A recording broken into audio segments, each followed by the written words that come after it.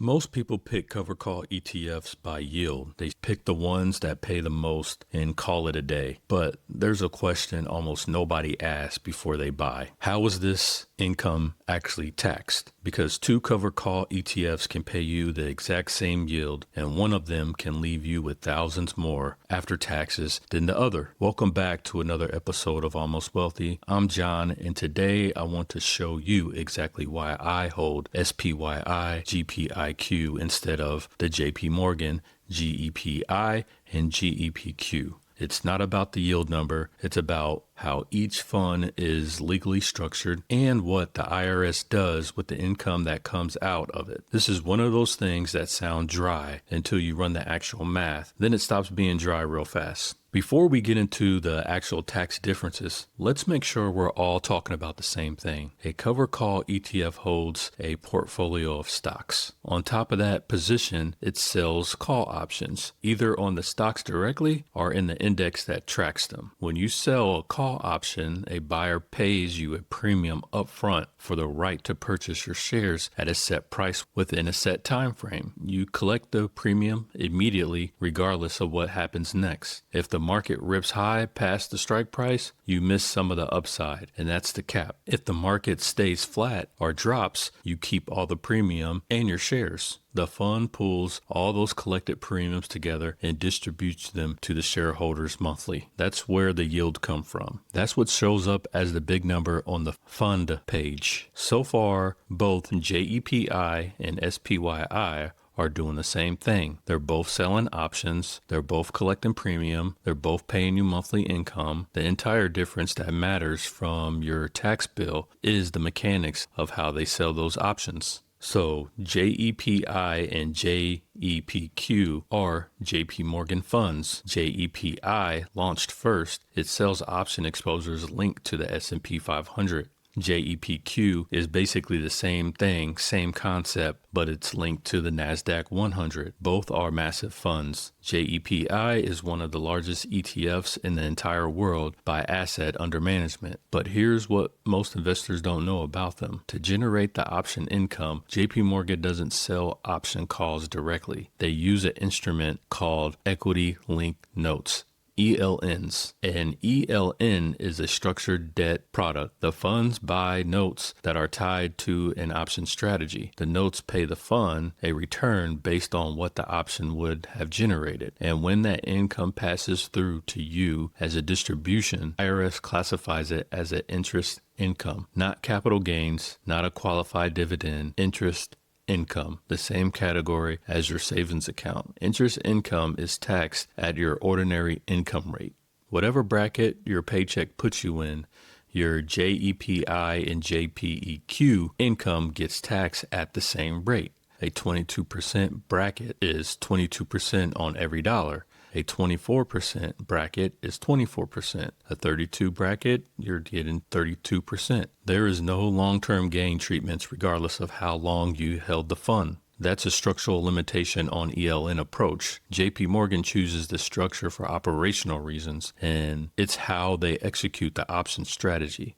This isn't a knock on them. It's just a fact about what happens to the money at tax time. So SPYI is managed by Neos Investment. GPIQ is managed by Goldman Sachs. Both of these option funds sell options directly, not through the equity-linked notes. And the specific options they use are index options. SPYI sells options on the S&P 500 index itself, not SPY, the ETF that tracks it. It's the entire reason the tax treatment is different. Under the U.S. tax code, specifically the International Revenue Code section 1256, options on broad-based stocks indices are classified as Section 1256 contracts.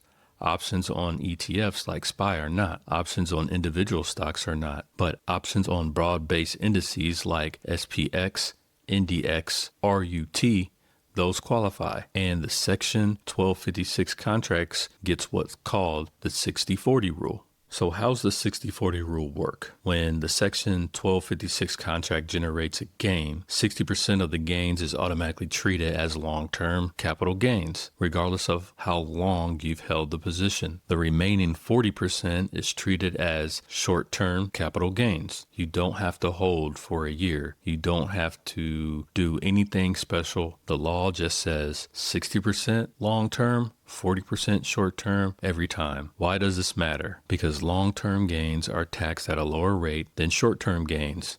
If you're in a 22% federal income tax bracket, your long-term gains rate is at 15%. That's a 7% point difference on a majority of your income. If you're in a 32% bracket, your long-term gain is rated still at 15%. That's a 17-point spread of 60% on every dollar. The math on that adds up to real money across a full year of monthly distributions. Now, let's run it with actual numbers so this isn't abstract. Say you have $100,000 in cover call ETFs. Its yield is 10% annually. That's $10,000 in income every year. Let's talk about the JEP scenario. All ordinary income, 22% bracket, $2,200 in federal taxes. You net $7,800. If you're in the 32% bracket, $3,200 in federal taxes, you net $6,800. SPYI scenario, Section 1256 treatment, $6,000, 60% taxed and 15% long-term rate, $900 in taxes, $4,000, 40% taxed at 22%, short-term rate, $888 in taxes. Total, you net $8,220. At the 22% bracket, SPYI leaves you $420 more per year in the same $10,000 of income. At the 32% bracket, $6,000 at 15% is still $900. At the 32% bracket, it's still $1,280. The total SPYI tax is $2,000, $180. The total JEPI tax is $3,200. You're literally keeping $1,000 more every year purely from the tax structure. On $100,000, that's $10,000 over a decade before any compounding. If the portfolio doubles to $2,000, the savings doubles. At $145,000 at my phase 10 target, the link is in the description below. At my 24% bracket, I'm looking at roughly $417 in annual tax savings just from holding the more efficient structure. Over 10 years, that's over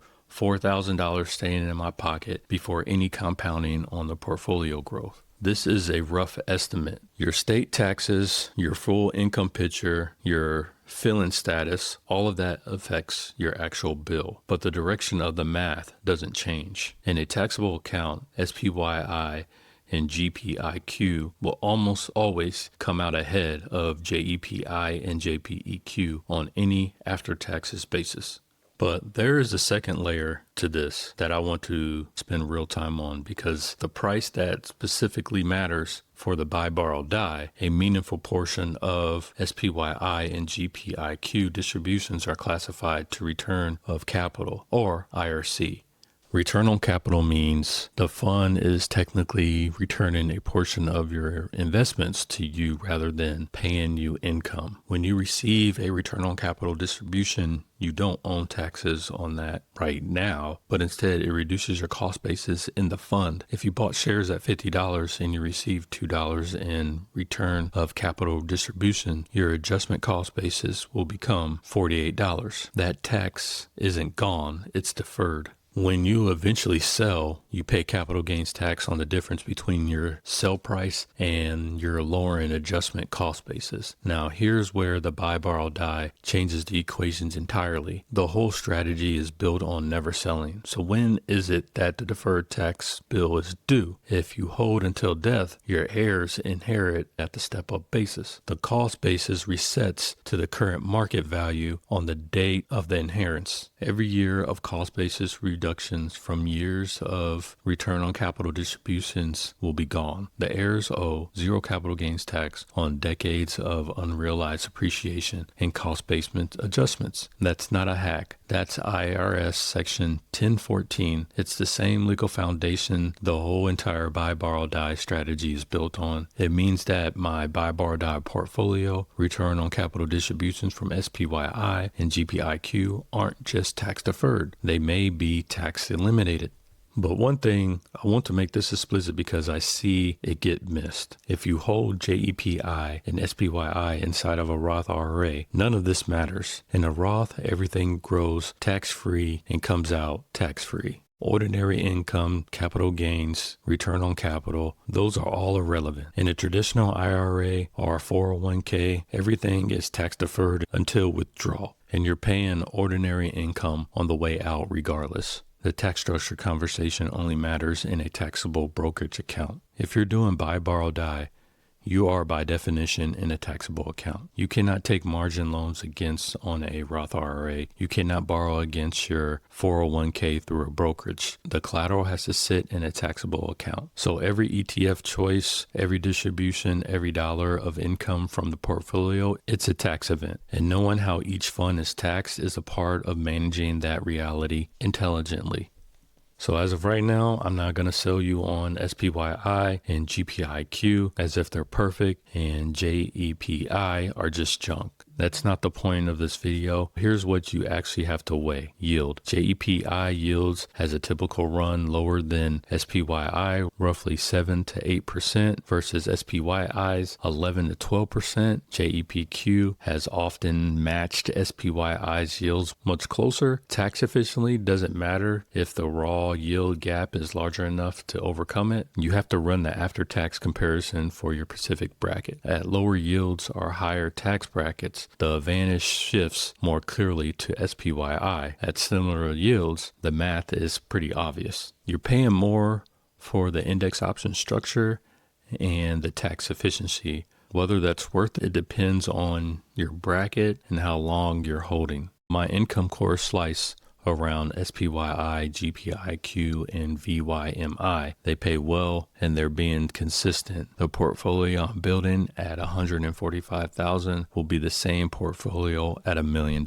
just bigger. Getting the structure right now means the tax efficiency compounds the whole way up. So the short version is that JPI and JPQ uses equity-linked notes to generate their option income. That income comes out classified as interest, taxed at your ordinary rate in a taxable account every month. SPYI and GPIQ use index options directly. Those index options are Section 1256 contracts. 60% of the income automatically gets long-term capital gains treatment, no holding period required. 40% gets treated as short-term. A portion of the distributions may also be classified as return on capital, tax deferred for now and potentially never taxed if you hold and never sell. If you're building a taxable brokerage account to borrow against, the tax structure of your income ETFs isn't a footnote, it's a part of your actual return. Run the numbers for your bracket, see how the after-tax math lands, then decide. If this kind of breakdown was useful for you, please subscribe. I post every week with real numbers from this exact portfolio, and I don't skip parts that are complicated. Drop a question in the comments. I read them all, and I will see you on the next one.